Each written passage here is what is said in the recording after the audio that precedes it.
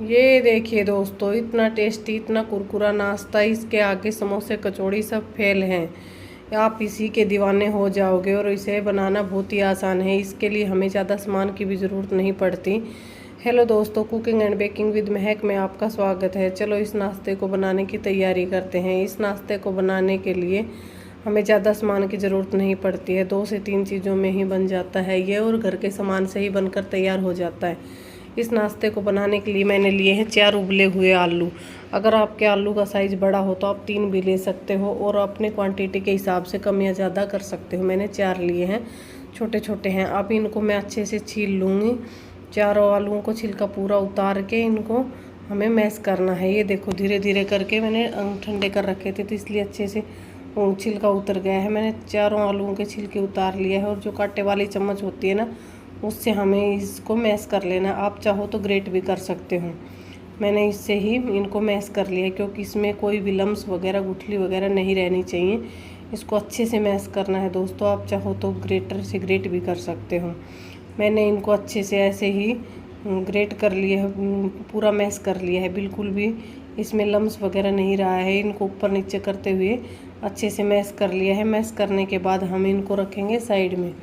और ये क्योंकि ये हमें बाद में चाहिए, इसलिए हमें इनको मैश करके और पूरा इकट्ठा करके इनको मैं ऊपर नीचे से देख रही हूँ, निकाल निकाल के, कि कहीं से रह ना जाए। पूरा हो गया तो उसको रख देंगे साइड में, और आगे की तैयारी करते हैं। इसके लिए मैंने एक बाउल लिया। बाउल में मैंने 1 कटोरी गेहूं का आटा लिया, और इस नाश्ते को अच्छे से क्रिस्पी बनाने के लिए मैंने ये 4 से 5 होंगी छोटे वाली चम्मच, जो टीस्पून होती है वो वाली, इतना मैंने सूजी लिया। फिर ये डालने के बाद मैंने स्वाद अनुसार नमक लिया, और आधी चम्मच मैंने अजवाइन लिया। अजवाइन को हाथों पे क्रश करके डाला है, क्योंकि ये हमारे पेट के लिए ठीक होती है, हजमे के लिए, इसलिए अजवाइन ज़रूर से डालना। और 1 से 1.5 चम्मच डाला है मैंने रिफाइंड ऑयल, कुकिंग ऑयल जो है। आप चाहो तो इसमें घी का यूज भी कर सकते हो। अब उसको अच्छे से हाथों से मैश करते हुए, रफ करते हुए पूरा उसमें मिला लिया है। और फिर मिलाने के बाद में हम थोड़ा थोड़ा आटा लगाते हुए इसका आटा बनाकर हम तैयार करेंगे। लेकिन जैसे रोटी का आटा लगाते वैसे लगाना है। लेकिन ये दोस्तों, ये ध्यान रखना है कि ये आटा हमें अच्छे से टाइट लगाना है, रोटी जितना सॉफ्ट नहीं लगाना है। ये देखो दोस्तों, अच्छे से लगकर तैयार हो गया है। फिर हम इसको रख देंगे साइड में कपड़े से ढक के, ताकि इस पर पपड़ी ना जमे। और अब हम लेंगे एक बाउल खाली, उसमें हम डालेंगे 4 चम्मच, यही जो टीस्पून होती हैं ये गेहूं के आटे की। आप अपने हिसाब से घटा बढ़ा सकते हो। अगर चम्मच बड़ी हो तो 3 ले लेना, और छोटी हो तो 4 ही लेना। और फिर डाल दिया आधी चम्मच मैंने डाला है सफ़ेद तिल, और आधी चम्मच डाला है कलौंजी, और डाला है हरा धनिया कटा हुआ।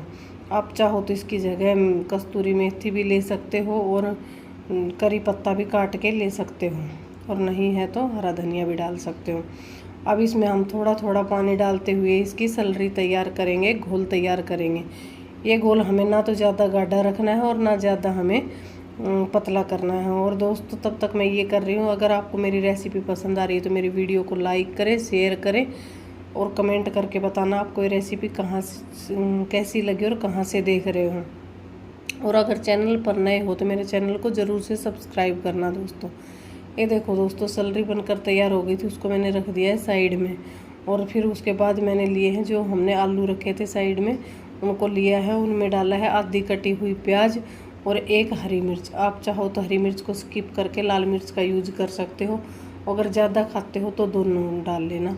और मैंने डाला है 1 चम्मच अमचूर पाउडर, और आधी चम्मच लाल मिर्च पाउडर, और कलर के लिए मैंने डाला है हल्दी पाउडर, और थोड़ा सा स्वाद अनुसार नमक डाला है, और कटा हुआ हरा धनिया। आप चाहो तो इसमें वही करी पत्ता या कस्तूरी मेथी भी डाल सकते हो, ऑप्शनल है आपके लिए। और अब हम इसको अच्छे से मिलाएंगे, चम्मच की सहायता से मिलाओ या हाथों की सहायता से। लेकिन ये पूरा जो भी मसाला डाला है ये अच्छे से आलू में हमें मिक्स करना है। ये मिल जाना चाहिए, कहीं भी छूटना नहीं चाहिए, क्योंकि इसी का जो इस रेसिपी में जो टेस्ट आता है वो इसी भरावन का आता है। ये देखो दोस्तों, मैंने अच्छे से मिला लिया है। फिर मिलाने के बाद मैंने जो आटा रखा था ना, उसी को ले लिया है, और इसको एक बार अच्छे से हाथों से मसलते हुए इसको चिकना कर लेना है, क्योंकि दोस्तों इसमें क्रैक वगैरह कुछ भी नहीं रहना चाहिए। जब ये अच्छे से सॉफ्ट हो जाएगा तो हम एक लोई टाइप बनाएंगे इसका, और हमें इसके पेड़े वगैरह नहीं बनाने हैं। और ऐसे ही थोड़ा सूखा आटा डस्ट करेंगे, क्योंकि हमें इसकी बड़ी सी शीट बनानी है, पतली सी, इसलिए हमें किचन प्लेटफॉर्म पे ही बनाना दोस्तों ध्यान रखना है, क्योंकि परात वगैरह में चकले पे छोटा पड़ता है। अब मैंने इसको रोटी बनाते हैं ना, इससे भी थोड़ा पतली ही रखी है, इसकी शीट तैयार कर ली है। और ये तैयार करने के बाद मैंने एक गिलास लिया है, गिलास से हम इसके सर्कल सर्कल काटेंगे, जितना आपके से कटे उतना काट लेना है। और अब हम जो ये एक्स्ट्रा है उसको निकाल देंगे। और दोस्तों इसको फेंकना नहीं है, इसको हम दोबारा ऐसे ही बना के यूज़ करेंगे। ये देखो दोस्तों मेरे जितने सर्कल कटे हैं जितना वो रख दिए हैं मैंने, और एक्स्ट्रा को साइड में रखा है। और जो मैंने आलू को भरा था ना, वो ऐसे हाथों से रखा है एक समान। और दोस्तों आप चाहो तो चम्मच से भी रख सकते हो, लेकिन चम्मच से थोड़ा इधर उधर गिरेगा, इसलिए मैंने हाथों से रखा है। देखो दोस्तों मैंने सारे इन पे रख दिया है।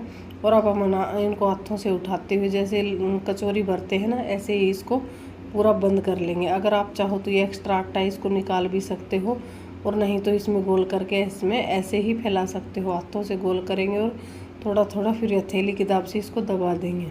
ये देखो दोस्तों एक बनकर तैयार हो गया हमारा। हम इसको रखेंगे प्लेट में।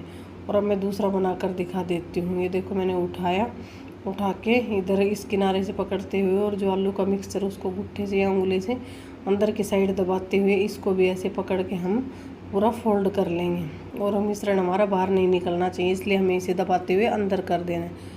ये देखो दोस्तों इसको भी ऐसे पहले गोल बनाया, और फिर हथेली की दाब से इसको जैसे कचौड़ी वगैरह की शेप देते हैं ना, ऐसे शेप दे देनी है।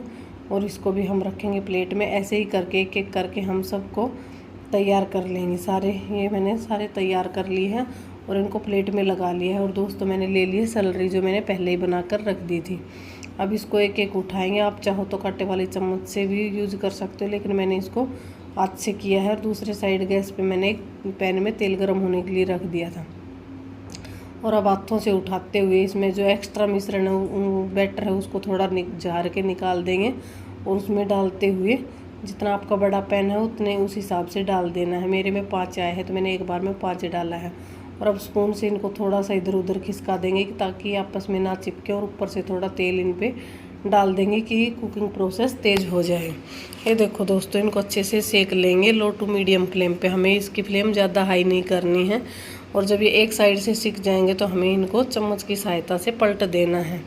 और ऐसे ही इसको भी धीरे धीरे करके हमें लो टू मीडियम फ्लेम पे पका लेना है। जब ये गोल्डन सुनहरे हो जाएंगे तो समझो ये पक गए हैं।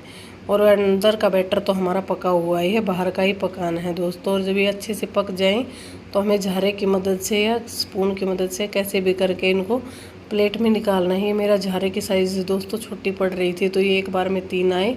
मैं पहले इनको एक्स्ट्रा ऑयल निकालते हुए इनको निकाल लूँगी, एक प्लेट में निकाल लेना है। और फिर जो ये 2 बच गए हैं उनको भी मैं ऐसे ही तेल झारते हुए इनको उसी प्लेट में निकाल लूँगी। ये देखो दोस्तों कितना अच्छा कलर आया है। और ये दिखने में जितने सुंदर है ना, वो खाने में उससे भी ज़्यादा सुंदर है दोस्तों।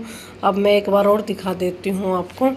ऐसे ही मैंने जो वही तेल है उसी में वो जो बना के रखी थी कचौरी जैसी शेप में, उन्हीं को बैटर में डिप करेंगे और एक एक करते हुए पैन में डालते जाएंगे। 5 एक बार में डली है दोस्तों, और क्वांटिटी ज़्यादा है तो हम उनको बाद में तैयार कर लेंगे बना के। दोस्तों जब एक साइड से सिक जाएगा तो हमें इनको दूसरी साइड पलट देना है। ये देखो दोस्तों कितना अच्छा कलर आ रहा है और फूल भी रही हैं। ये कचौड़ी से भी ज़्यादा स्वादिष्ट लगते हैं दोस्तों। इसके आगे समोसे कचौड़ी सब फेल है। ये देखो दोस्तों जब दूसरे साइड से भी सिक जाएंगे तो हम चम्मच की मदद से इन झारे पे रख देंगे कि इसका जो एक्स्ट्रा ऑयल है वो निकल जाएगा। ये देखो दोस्तों एक बार में मैंने 3 निकाला और 2 बच गए हैं, उनको मैं बाद में निकाल लूँगी। और इसकी फ्लेम को मैं लो कर लेना है क्योंकि ये जल ना जाए। ये देखो दोस्तों एक साइड से ये दोनों साइड से सिक गए हैं। दोबारा मैं ये निकाल लिया, उसी प्लेट में मैंने इनको निकाल लिया।